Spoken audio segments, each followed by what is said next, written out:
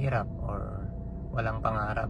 Lumaki akong walang pangarap. Hindi ko alam kung paano hanapin ang aking pangarap, paano simulan, at paano tapusin. Kaya I always ask question na kung bakit di ginagawa to, ginagawa niyan.